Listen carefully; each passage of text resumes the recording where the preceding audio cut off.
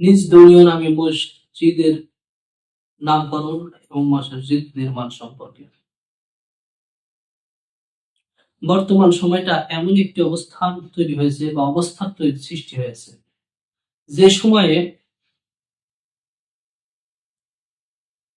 মানুষের আমল ইবাদত অধিকাংশ হচ্ছে লৌকিকতা হয়ে গেছে। যারা দিন প্রতিষ্ঠার জন্য কাজ করতে চাচ্ছে, এই শ্রেণীগুলোর মধ্যে একটি হচ্ছে যারা বোঝানোর চেষ্টা করে যে তারা বেশি অবদান রাখছে দিন প্রতিষ্ঠার জন্য, তারা বেশি কাজ করছে, তারা বেশি শ্রম দিচ্ছে। সুতরাং এই মানুষকে দেখানোর জন্য তারা একটি কর্মসূচি পন্থা অবলম্বন করছে, সেটা হচ্ছে বিভিন্ন জায়গাতে মসজিদ মাদ্রাসা নির্মাণ। আর সেই মসজিদ মাদ্রাসার নিজে দলীয় নামে নাম, এমন অসংখ্য মসজিদ মাদ্রাসা নির্মাণ হচ্ছে যেখানে লেখা থাকবে যে এটা হানাফিয়া জামে মসজিদ, আহলে হাদিস জামে মসজিদ, সুফি জামে মসজিদ, তরিকতি জামে মসজিদ। এই যে বিভিন্ন নামের নামকরণ দিয়ে এই মসজিদগুলো নির্মাণ হচ্ছে, এই মসজিদগুলো নির্মাণ হচ্ছে শুধুমাত্র তারা মানুষকে দেখানোর জন্য চেষ্টা করেছেন যে না, এই যে আমাদের দিন প্রতিষ্ঠার জন্য কার্যক্রম চলছে, দিন প্রতিষ্ঠার জন্য আমরা এই কার্যক্রমগুলো চলমান রাখছি। প্রকৃতপক্ষে এই কার্যক্রম দ্বারা কখনোই মানুষ বা মুসলিমের দিন প্রতিষ্ঠার কোনো উপকারে আসবে না। কারণ আগে দিন প্রতিষ্ঠা করার পর মসজিদ মাদ্রাসা অনেক নির্মাণ হবে, কিন্তু দিন প্রতিষ্ঠা না করে আগে মসজিদ মাদ্রাসা নির্মাণের যে কর্মসূচি বাস্তবায়ন করা হচ্ছে, সেই বাস্তবায়ন করাটা হচ্ছে কতটুকু যুক্তিসঙ্গত।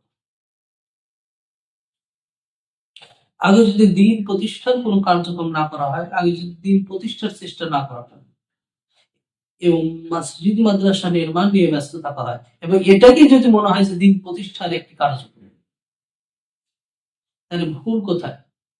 ভুলটা হচ্ছে আজকে দেখেন আমাদের পার্শ্ববর্তী যে দেশ ভারত, সেখানে কিন্তু আমাদের অনেক মসজিদ মাদ্রাসা আছে বা ছিল, কিন্তু তাদের রাষ্ট্রীয় কাঠামো গঠন হয়েছিল কট্টরপন্থী হিন্দুত্ব দ্বারা, মুশরিকদের দ্বারা। যার ফলে যখনই তারা চিন্তা করলো যে এই মসজিদ মাদ্রাসাকে ভাঙবে, তখন সেই মসজিদ মাদ্রাসা ভেঙে দিল। মসজিদ ভাঙলো, মাদ্রাসা ভাঙলো, কবরস্থান ভাঙলো।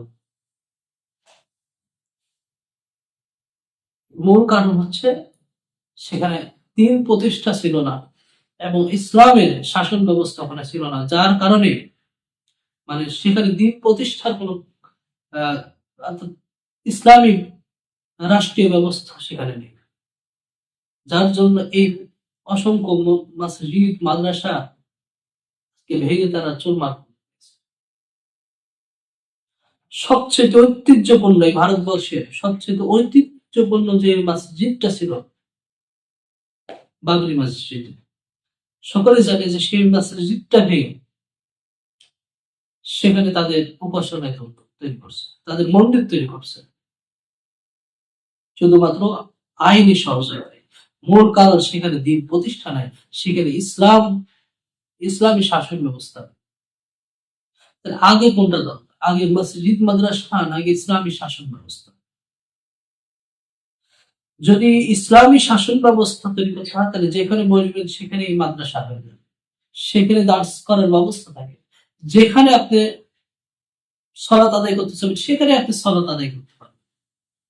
এর জন্য বিশাল অট্টালিকার মসজিদ নির্মাণ, বড় বড় প্রাসাদরূপী মসজিদ নির্মাণ,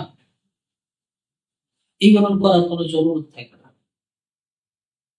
আর এই সকল মসজিদ নির্মাণ সম্পর্কে আল্লাহ রাসূল সাল্লাল্লাহু আলাইহি ওয়াসাল্লামের বেশ কয়েকটা হাদিস আছে, যে আল্লাহ রাসূল সাল্লাল্লাহু আলাইহি ওয়াসাল্লাম বলছেন, যখন দেখবে যে দাজ্জালের আবির্ভাবের সময় হয়ে গেছে, তখন তোমরা দেখতে পাবে যে মসজিদগুলো প্রাসাদরূপী হয়েছে এবং চাকচিক্যময় হয়েছে।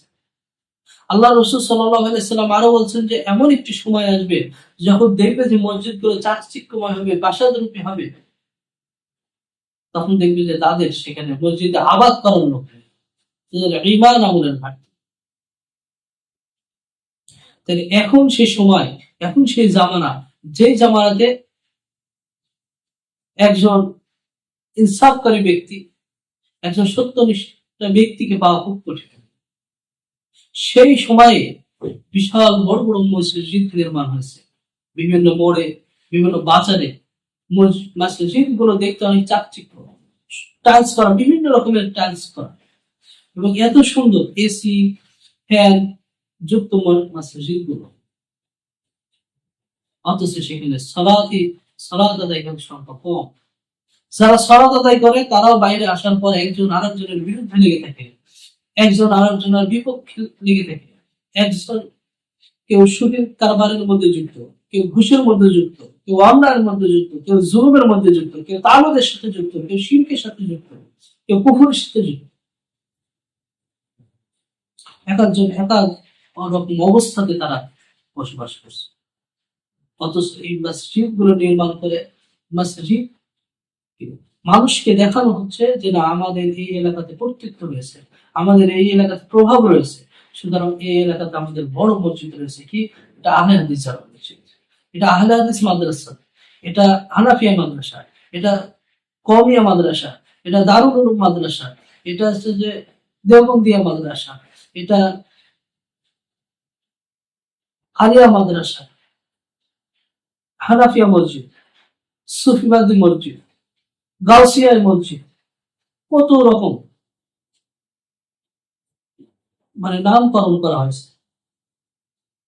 আর এইগুলো দিয়ে তারা চিন্তা করছে যে না, একটি সময় এইভাবেই তারা দিন প্রতিষ্ঠা করবে। যখন সবাই এই মসজিদের আওতাভুক্ত হয়ে যাবে, সবাই যখন এই মসজিদ থেকে শিক্ষা অর্জন করবে, মাদ্রাসা মাদ্রাসা থেকে দিন শিক্ষা অর্জন করবে, তখন আস্তে আস্তে এমনি এই সমাজটা পরিবর্তন হয়ে যাবে, এই রাষ্ট্রটা পরিবর্তন হয়ে ইসলামী রাষ্ট্র হবে। এমন একটি চিন্তা আসলে অতীতেও এমন ছিল না, বর্তমানেও এই পরিস্থিতি নেই, আগামীতেও থাকবে না বা আগামীতেও হবে। এর জন্য আল্লাহ রাসূল সাল্লাল্লাহু আলাইহি ওয়াসাল্লাম যে তালিমের ব্যবস্থা করেছেন দিন প্রতিষ্ঠার জন্য, যে মার্কাজের ব্যবস্থা করেছে দিন প্রতিষ্ঠার জন্য, ঠিক সেভাবে আমাদেরকে কাজ করতে হবে। এবং মসজিদ মাদ্রাসা নির্মাণকে একমাত্র দিন প্রতিষ্ঠার পন্থা হিসেবে ব্যবহার করা যাবে না, বরং চেষ্টা করতে হবে দিন প্রতিষ্ঠার জন্য এই অর্থগুলো দিন প্রতিষ্ঠার কাজে ব্যয় করা, এবং এই মসজিদ মাদ্রাসাকে সাধারণভাবে নির্মাণ করার পাশাপাশি এটা ছাড়াও যে দিন প্রতিষ্ঠার জন্য অনেক কাজ আছে, 4টা দফা কর্মসূচি আল্লাহ রাসূল সাল্লাল্লাহু আলাইহি ওয়াসাল্লাম পালন করেছেন, সেই 4 দফা কর্মসূচিকে প্রতিষ্ঠিত হবে। আল্লাহ সুবহানাহু ওয়া তাআলা আমাদেরকে বুঝা আমল করার তৌফিক দান করুন। সবাইকে আল্লাহুম্মা আমিন।